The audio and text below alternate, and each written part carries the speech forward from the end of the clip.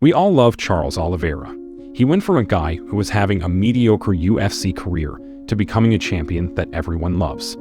You know, oftentimes in the UFC, you'll see guys, when they go up in weight, they become their best version. Like Charles Oliveira is a great example of that. Like, he fought for 145 for a while, and he fought very well, but never really hit the strides that he hit when he went up to 155. He's on a roll now. Oh my God, he's so good. He's on a roll. He's so good.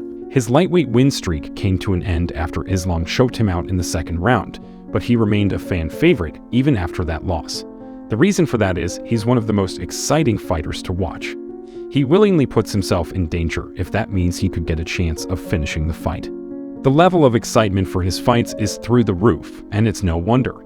His style is absolutely wild.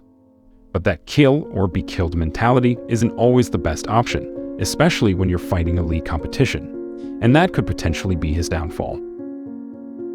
After losing the title to Islam, he is set to fight Beneil Dariush. Beneil has 8 wins in a row, with his last win being against Gamrot, a very respectable win. He showcased his elite grappling skills, his elite takedown defense, and his shattering punch power. He once again proved why he's one of the best fighters in the world, and he's just now starting to get some recognition for his skill set. Beneil Dariush had a performance. I was blown away. And when I first heard that he'll be fighting Charles Oliveira next, I immediately thought that this is a bad matchup for the former champion, especially after seeing how Islam easily beat Charles. The problem with this matchup for Oliveira is his style. His crazy, wild style. First of all, if he thinks he will submit Dariush, that most likely won't happen. The only way of getting Dariush to the ground would be by knocking him down with his right straight or his left hook. When it comes to pure wrestling and takedowns, Oliveira is not as good as Dariush. If Gamrot had issues with taking him down, or at least keeping him there, I can't think of a scenario where Oliveira out-wrestles him. But let's say he does. What are the chances of Charles actually getting in a position to submit him? I would say really, really small, and I'm not diminishing his grappling skills. I'm just trying to explain how good Dariush is. So that you know there is another side. And Benny checks the same boxes that Islam does, in many ways. And now you got a former top 5 guy who's left the division. Now he's speaking on it candidly for the first time. He's giving the nod to Dariush. That story needs to be out. That is interesting. What about the stand-up, as it could be that there is no wrestling involved? We've seen it plenty of times when 2 elite grapplers or wrestlers meet. They just stand and bang. Well, that's also a fight I see Dariush winning. First of all, in Oliveira's last 4 fights, every opponent knocked him down at one point in the fight. He ended up winning 3 of those fights. The only fight he lost was a fight where the opponent, in this case Islam Makhachev, actually followed him to the ground after rocking Charles. The 3 fights he won were against strikers, so it wasn't a surprise when they weren't rushing to go to the ground with one of the best grapplers in the organization's history. And Oliveira knew that. He knew that when he got hit hard, he could lay on his back and recover for a couple of seconds before the ref stood him up. That's why he fights as recklessly as he does. He knows he has a second layer of defense if the exchange doesn't go his way. If he gets rocked, he lays on his back. A striker such as Justin Gaethje probably won't follow him there. If he does, Oliveira is still much safer in his guard than on the feet. He recovers and gets up. And now he goes again with a recklessness. This time, he could succeed. That's a very dangerous opponent. But all of that goes to water when he fights an elite grappler. And Beneil Dariush is exactly that. He will follow him to the ground, he will try to submit him, or he will simply control him. If Charles decides to fight with the same crazy style, that could really be his downfall. Dariush hits hard, his overhand is deadly, and his overhand is gonna find its mark if Oliveira fights wild.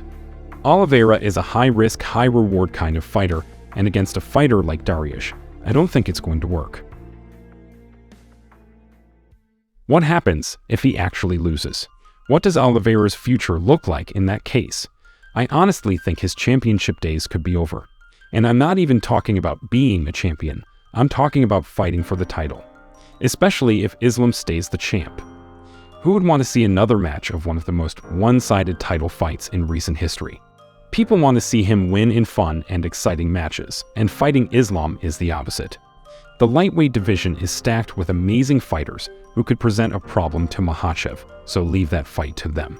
The lightweight division from 5 to 15, or it might have been from 10 to 15, they're harder fights than the top 5. The top 5 obviously is Islam, Charles, Beneil, Justin, Dustin, Chandler. He said the guys in the top 5 to 15 are way harder. Talking about Guram Kutateladze, Arman Sarukin, Mateusz Gamrot, Jalen Turner. Who else? I mean, the list goes on. Lightweight is absolutely ridiculously stacked. The fans will still watch Oliveira fight. They don't care if it's for the title, as they actually love to watch him. They love the unpredictability of his style, they love the high pace, and they love the finishes. Everyone would tune in to watch him fight Chandler for the second time, or Dustin, or Gaethje. All of those fights would gather more hype than him fighting for the title against Islam. So in a case of a loss against Dariush, it makes sense to say that he's done fighting for the belt. And I really think he's going to lose. I don't like saying that, but I'm just being realistic. Sometimes we love a fighter so much, we don't see the real picture. His style is something that brought him so much popularity and success, but in the end, that same exciting style is what will cost him another chance at the title, as I don't think he'll come with a different game plan into this fight. He got addicted to finishing opponents in exciting fashion, and he probably feels like he owes it to the fans. That's just his mentality. He wants to entertain us, and that's why we love him. That's why he will go down as one of the most beloved champions in the history of the organization, and whatever happens down the road, Charles "Do Bronx" Oliveira won't be forgotten. When Charles Oliveira fights, even though he's the champion, he fights like a berserker. He fights, he puts himself in danger. Like, he doesn't fight safe. He doesn't fight to try to outpoint you. He doesn't fight tactically, like where he's trying to get, the least amount of damage and drag you into deep water and then strategically try to take you out in the 4th and 5th round. No, from the moment the first bell rings, he's coming at you. The new Charles Oliveira, he is a stone cold killer. I mean, dude's a killer. He will literally walk you down like a cyborg. He goes forward. He's face first. He takes whatever you give him to get to the position that can help him dominate. I love his style, dude. He fucking marches forward. I love watching that kid fight. He's got to be one of my favorite fighters to watch. Dude, right now he's definitely.